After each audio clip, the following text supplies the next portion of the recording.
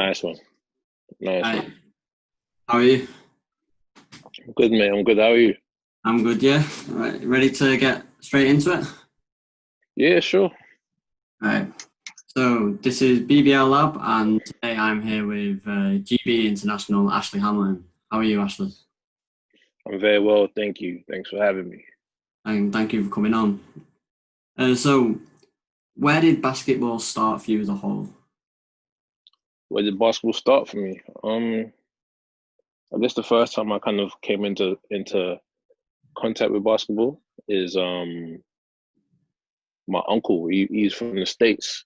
And he All used to right. live out there, and he was a big basketball fan. And he when I was little, he told me one day like, "You're gonna play basketball." And Yeah. but to me in those days, I must have been like 7 or 8. I was like, there's no way. Like I'm not playing Yeah. basketball. I couldn't even. I couldn't. You couldn't see basketball on TV. At least I didn't. I didn't know anyone who played basketball. I'd heard about Michael Jordan before, but to me that was like just something like in a far, far away then. Yeah. So that's the first time I ever kind of like heard about basketball. And then, long story short, I got into it when I was about 15, 16. And Okay. yeah, and I just wish I just wish I would have had the outlet to begin playing around that time when I was 8. Yeah. So, is it Loyola Marymount Union you went to for 5 years? There you go. Yeah. There you go. Yeah. What was that like from a basketball perspective, I guess, in the difference in like culture over there to what it's like in Britain. The culture. Yeah. Well, I mean that's the university that's been there. I should really remember this. Like I should really remember when it was founded. But basketball has been there like basically as long as the uni's been there.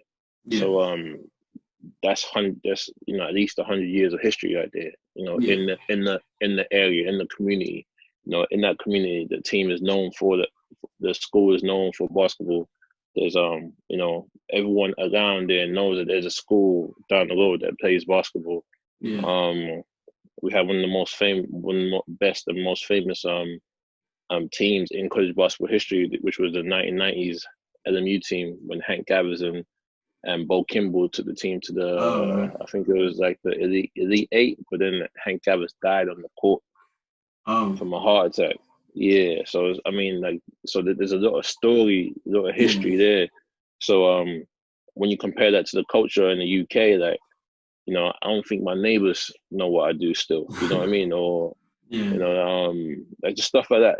So you can compare that to it's uncomparable basically. Yeah. Like the history that and the fabric that is built and it's in the I guess the day-to-day life of the Yeah. people in America compared to here in the UK. Like basketball is still a very very new sport, unfortunately. Oh, definitely. So for the whole of your basketball career, who would you say has been the best player you've played with, and then the best player or the toughest player you've had to guard? um are you talking about like in games or Yeah. in just in general scrimmages Oh, I games? suppose in anything. I suppose whoever. Yeah. um Toughest player I had to ever guard is probably going to be between James Harden or Oh, KD, and that's simply because it's like James wasn't, he wasn't going crazy or anything like he yeah, is now at the moment. Like in the summertime, like he does a lot of stuff. Like he'll work on like he's gonna shoot one shot or he's gonna. So I got a lot of I got stuff like that from him. Like it'll yeah, be like the whole scrimmage. He's gonna work on this, yeah, whether it works or whether it doesn't work. He's gonna work on it. But then still, like there'll be flashes that if you start to get the better of him, he'll do something crazy. yeah, Like I remember one time he hit me with a Euro step. Like I guarded him well like a couple times, blocked his shot, and next time like he kind of came down like the same thing. It's like he set me up the whole time. And he hit the Euro, and I turned the other way, yeah, and yeah. So him, obviously KD is like 7 feet and a yeah. guard, so that's crazy. But the toughest I would say Gasol Butler. He's passed away now. Oh, So yeah, when I was getting ready for the draft, Gasol was working to make a comeback. He was 35 at the time. Now just his hunger to get back in the league, get a place back in the league, his experience, and then his ability. You know, I mean, he could really shoot the ball. He's athletic, 6'8", you know, strong. Yeah. Yeah, he was giving me not nightmares, but I mean, he was good. He was a handful, man. Like, you know, I'd stop his drive, he'd make a shot. Yeah. You know, I'd give him space, he'd make a shot. You know, he could post up. You know, like the smallest mistakes, and you know, he was in great shape. But he was a really good mentor for me, man. And you know, we stayed close friends. You know, into my first year professional. But then after that, probably I met him at like maybe in May, April, May, before the draft, and then by the time I came home, he'd passed away. Oh, right. Yeah, it was really sad. Yeah. So who was the best? Who's the best player you've played with, like, alongside of the team? Played with. A lot of really good players, man. A lot of really good players. Maybe my point guard, Anthony Island, that from the Marymount. Maybe him. Who else? Bobby Brown. He's from LA too. You know. Oh, right. Yeah. We call him LB. Who have I played with? And I was like, wow. Don't know, man. I don't know. It's a tough question. Like I'd really have to think about it, because I've played with a lot of good players, man. I've really been blessed to be around a lot of good players. But I mean, I could feel that gap with just so many guys. So I'm trying to be specific about like who really is the best I've played with. But I don't know. I don't know who to say. I don't know. Okay, so I think, is it in the past couple months or so you've set up AGP Sports, is it? Is that right, yeah? So that, have I done what? You set up AGP Sports. Yeah. So I set up a company called AGP Sports, and that's kind of like, it's an umbrella company for everything else that I do. So if you go on the website, you'll see like the foundation. Yeah. You'll see the skills academy. We just started the media section of it, you know. So it's all my projects are going to be underneath that, basically. Okay, so so you spent 1 year in the BBL for London City Royals. What was that year like in the British Basketball League?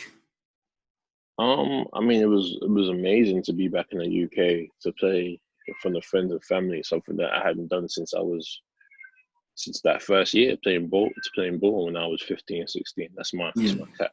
Since I was 15, 16. Yeah. I mean, it was. I've always wanted to play at home. I always wanted to play in the BBL. You know, there's obviously, you know, certain things had to be better within the league, and but you want to see the league grow, and you want to see it be better. Yeah, so had some really good experiences. I mean, like the BBL, when they really get their act together, man, they can really put on an amazing show. You know, and that's evident from any cup final. Yeah, you know, any player, like, you know, when the money's put into it, you know, people come and see it. It's a really good product. I've always been a big fan of the league. There's talent in the league. And even more so, like, I tip my hat to the teams that are consistent, that are doing well, and that are, you know, doing a good job, because they're doing a good job with a lot less than teams in other countries. Now, definitely. Imagine they had a proper backing, you know, better funding. Like, you know, that's the ceiling. There is no ceiling for the league if it was done. If it had certain things in its favor. But I really enjoyed my year back home.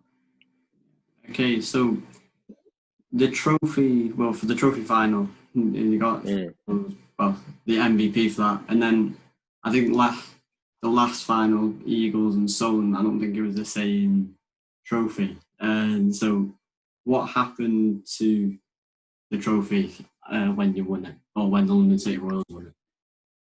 Is it not the same trophy? I think I saw something about it. I think either it was broken or it was something like that. I'm not too sure. Really? Yeah. But I don't know. I've got the MVP trophy right here, but Oh right. I don't know about the trophy. Got Yeah. no idea. I didn't know. You just told me something, Yeah. but it makes sense. I mean that was a lot of madness happened that year. I guess it was kind of a microcosm, or whatever the word is of whatever of the year. It was a shining example of the year. If the trophy goes missing or trophy gets broken or whatever, I didn't know about that, so I guess Oh it's just right. rumors. Yeah, I guess it's just rumors, and there's a lot of rumors that always go around, especially with the team folding and everything else. But Yeah. yeah, I had no idea that it was a different trophy Oh this season. yeah. Yeah. I saw it on social media at the time. So you mentioned that the BBL needs to get its act together, kind of thing. What, as a player, what do you think the BBL needs to do in order to improve or grow as a league? Um, and it's tough. There's a lot of things. I mean, like you say the BBL, but you don't really. At the end of the day, I don't really know who's in charge of the BBL. I don't know who does certain things within the BBL. Yeah, So I don't want to like put all the blame on the wrong people or yeah, whatever. 'Cause I know there's a lot of people that work very hard to put out the best product possible. But I think integrating people like I heard Pops, like they didn't want yeah, Pops to be like on the board and stuff like yeah. that. Like that's That stuff was like that is something. ridiculous. Like if you've got guys who've been around and they've done things and they're good people, good resumes, and like stuff like that, you have to have them involved. Just Definitely. because they like their word counts, like Yeah, they know like what works basically. yeah, So I think maybe cutting down the ego a little bit might help. Like a little bit less goes a long way. yeah, So I think the league really needs to focus on helping the players. Helping the players build themselves and market themselves, put themselves out there, so that in that way that their communities can know what they do. The players need to be fully professional. A lot of guys are making less than minimum wage, really. oh yeah, yeah. Simply from the love of basketball. Um, just stuff. Provisions need to be put in place to strengthen, not strengthen the talent pool, but support the talent pool. Yeah, Because yeah, if the talent pool is supported, you can put out a better product. yeah. And then obviously like invest in marketing and stuff like that. Because when they do that, they we pack out arenas. Yeah. So, well, in the past month or so, well, the London Lions have been going crazy with the signings they've been making, given they've Hmm. gone into Basketball Champions League. So, Yeah. for the sport of British basketball and for the London Lions as a franchise, what do you think about that as a whole? I mean, I think it's amazing. I think it's great. I'm a big supporter of anything British and British basketball. So, when Leicester did it a couple of years ago, Yeah, even though I was in the Royals, like I'm I'm fully behind Leicester. You know yeah, what I mean? Like, it doesn't matter who's doing it. Like I'm fully behind them. This year's Lions, they have my full support. Even better, yeah, like I have a lot of friends on the team. So I want them to do well. I want them to have success. And I think it's important that they do, because yeah, the better they do, the better it's going to shine on British basketball. The better it's going to shine on the BBL. The yeah. BBL is not really, it's not respected in Europe and other Oh leagues no, simply because of bad management or whatever. So if they go and do well, if they represent all of us, it yeah, comes. It's not really about like, oh, it's the Lions. It's like, yeah, no, that's our team in yeah, Europe. Do you know what I mean? So yeah. that's how we have to look at it, and we have to support them. And I'm excited about it. Okay, so for the younger players that aren't necessarily in an academy or whatever, but just looking to Mm, pursue basketball, what yeah, advice would you give to them to pursue it as a career? as a career, I mean, if you're not in an academy or anything like that, then you got to be prepared for your opportunity. You know what I mean? Yeah, Like you want to get involved at some type of level. You want to be playing national league. You want to be playing academy. Academy is a new system, right? You want to be in an academy. You got to find somewhere where you can go, where get some playing time. Just get into the game. Start to learn the game. Start to learn the nuances of the game. You know, how to be a team player.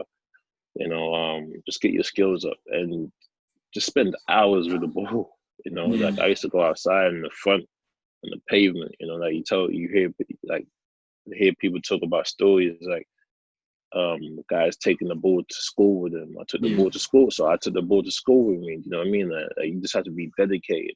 You know, and yeah, when you build your life, when you dedicate yourself to basketball, like you open doors for yourself Yeah. because you're in basketball. Because you're gonna start talking to people about basketball, and you're gonna find out that person might like basketball, or people are gonna tell someone else that you like basketball, and they Yeah. know a guy who plays basketball. It all helps, but if you don't put yourself out there, it's never gonna happen. Oh, definitely. So, for the whole of your career, what would you say has been your favorite arena to play in and your favorite country to play in? Ooh, my favorite country to play in was probably Lebanon. Oh yeah. Yeah, it was just amazing. Just the passion, the energy. Um, yeah, Lebanon was amazing. Oh Lebanon was right. amazing. That was my favorite country. My favorite arena, either the one for not my last team in Spain, but the team before that, in Okay. Manresa. Either that one just because the fans were crazy and the energy was mad. You know, especially when we got all the way to like the playoff finals and we won the Oh. playoffs, and yeah, it was crazy. So either that one or the O2, simply because it was the Oh O2 is at yeah. home. Like, you know, like many times I've driven past it. You know, I've Yeah. gone there for boxing matches, and um, yeah, it was just iconic. You know, driving down towards Greenwich, and then you know, you see like when I was at school, it was a Millennium Dome, and now it's the Oh O2, and yeah. to go in there and to play a game, and you know, to see the arena, like that was special too. You know, it wasn't our day that day, but Yeah. it was a special experience. Oh, I can imagine. Yeah, That's it from me. yeah. Thank you for coming on.